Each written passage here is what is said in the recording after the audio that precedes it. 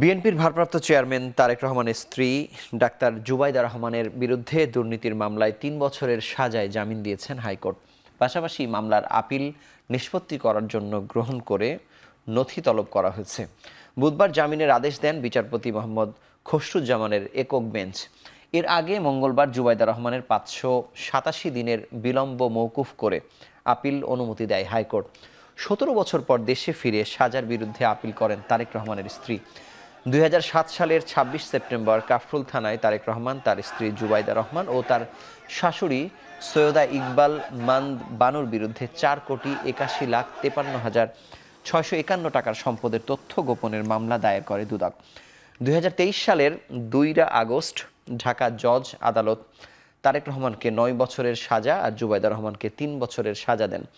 গত বছরের ২২ সেপ্টেম্বর জুবাইদা রহমানের সাজা স্থগিত করে স্বরাষ্ট্র মন্ত্রণালয়।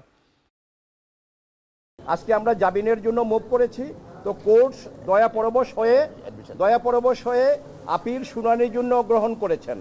নিম্ন আদালতের নথি তলব দিয়েছেন, পক্ষদ্বয়কে নোটিশ দিয়েছেন এবং ওনার উপর আরোপিত দণ্ডাদেশে যে ফাইন ছিল সেই ফাইনটা স্টে করেছেন এবং এই আপিল নিষ্পত্তি না হওয়া পর্যন্ত ওনাকে নিজের জিম্মায় অথবা আইনজীবীদের জিম্মায় ওনাকে জামিন দিয়েছেন।